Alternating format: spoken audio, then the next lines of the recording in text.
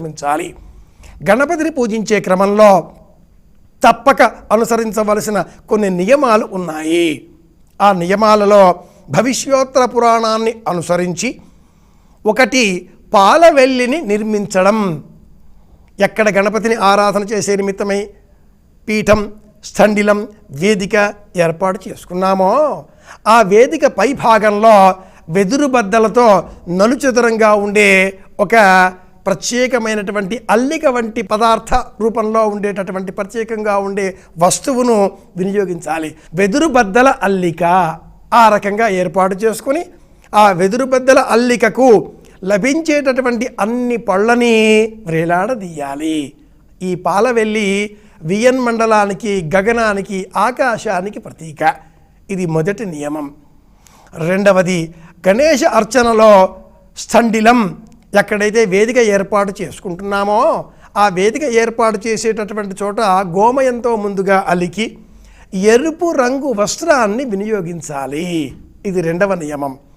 మూడవదిగా ఆ వస్త్రం పైన జొన్నలు, గోధుమలు, నువ్వులు, కందులు, పెసలు, బియ్యము ఇలా పూర్ణంగా ఉండేటటువంటి ధాన్యాన్ని రాశిగా పోయాలి.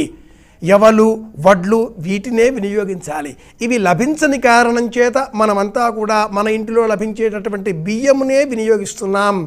శాస్త్ర ప్రమాణంగా తిరిగి ఉత్పత్తి చెందే క్రమంలో ఉపయోగపడేటటువంటి బీజ రూపంలో గింజలుగా ఉండేటటువంటి వాటినే వేదిక పైన పరచి ఆ పైన రాగి చెంబు ఉంచి ఆ రాగి చెంబులో నీరు పోసి పంచపల్లవములు, రాగి, మేడి, జువ్వి ఇలా ఉండేటటువంటి ఆకులను అందులో వేసి ఆ రాగి చెంబులో నీరు ఇలా పత్రములు వేసిన తర్వాత ఒక రాగి పళ్ళెమును ఉంచి ఆ పైన మట్టితో చేసినటువంటి ప్రతిమను పూజార్థమై మనం అలా ప్రతిష్ఠించాలి. ఇది ఆ విగ్రహాన్ని అర్చన చేసే నిమిత్తమై ఇలా సేకరించుకొని భద్రపరచుకొని ఆ తదుపరి ప్రాణ రూపంగా, ముఖ్య ప్రాణ రూపంగా చిన్న మరి ఒక గణపతి రూపాన్ని మహాగణపతికి సన్నిధానంలో ఏర్పాటు చేసుకుని అర్చించాలి. కలశం పైన గణపతి ప్రతిమను పెట్టడానికి వీలు కాని ఎడల ప్రతిమ ఒకవైపున, గణపతి ప్రతిమను ఒకవైపున ఉంచి మరొక వైపున కలశమును ఏర్పాటు చేసుకోవాలి.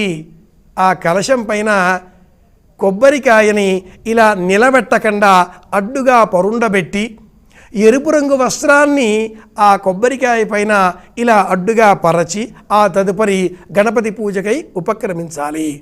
ఓం గ్లౌం గణపతయే వరవరద సర్వజనం మే వశమానయ వశమానయ ఇదం నమః. ఇది గణపతి స్వామికి సంబంధించిన మహాగణపతి మంత్రం, సర్వాభీష్ట సిద్ధికర మహామంత్రం. ఇది జపం చేసిన ఎడల ఈ నవరాత్రులలో చతుర్థి నుంచి చతుర్దశి వరకు సకలాభీష్టములను ఆ గణపతి నెరవేరుస్తాడు. సర్వసిద్ధికర చక్రస్వామినిగా ఆ స్వామి మనకు అనుగ్రహాన్ని అందిస్తాడు.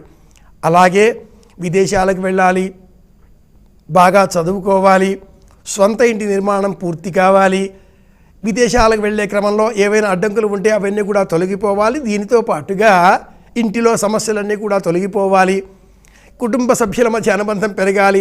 ఏ విధమైన సంకల్పం ఉన్నా కూడా ఆ సంకల్పాన్ని చెప్పి ఓం గ్లౌం గణపతయే నమః ఈ మంత్రాన్ని జపం చేస్తే కూడా మహాగణపతి అనుగ్రహం తప్పక సిద్ధిస్తుంది. ఇలా మనం వరసిద్ధి వినాయక స్వామిని అర్చించే క్రమంలో పాలవెల్లి ఆకాశానికి ప్రతీక కాగా నైవేద్యము, గరిక, పుష్పములు, వివిధములైనటువంటి ఉపచారాలు ఇవన్నీ కూడా 21 సంఖ్యలో ఉంటాయి. ఇది చాలా ప్రత్యేకం. మన గృహాలలో చిన్నారి బాలబాలికలు జన్మించిన తదుపరి 21 రోజున ఊయలలో ఉంచి నామకరణం చేసి బారసాల అన్న పేరిట మహా ఉత్సవాన్ని ఘనంగా మనం నిర్వహిస్తూ ఉంటాం. ఆ క్రమంలోనే వరసిద్ధి వినాయక స్వామి పూజలో 21 సంఖ్యాకాన్ మోదకాన్ ఘృతపాచితాన్ సప్పడి కుడుములు, బియ్యం పిండితో చేసినవి, నేతితో ఆవిరిపైన ఉడకబెట్టినవి అయినటువంటి కుడుములను, ఉండ్రాళ్లను 21 సంఖ్యలో సేకరించి స్వామి సన్నిధానంలో నైవేద్యంగా సమర్పించాలి. అలాగే ఉమాపుత్రాయ నమః, అఖువాహనాయ నమః, కుమార గురవే నమః ఇలా 21 నామాలు చెబుతూ గణపతికి ప్రీతికరంగా గరిక పోచలను ఒక్కటి విడివిడిగా ఉండరాదు, గరిక దళములను దూర్వా పూజ అన్న పేరిట దూర్మాయుగ్మ పూజ, కనీసంగా 2 దూర్వా గరికలైనా కలిసి ఉండాలి.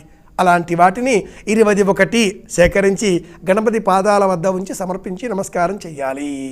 అలాగే 108 గణపతికి సంబంధించిన అష్టోత్తర శతనామావళి, ఆ నామాలను చాలా నెమ్మదిగా ప్రశాంతంగా ఓం అనే బీజాక్షరాన్ని మనసులో అనుకొని నామాన్ని మాత్రమే బయటికి చదువుతూ నిర్విఘ్నంగా ఉపచారములను కొనసాగించాలి.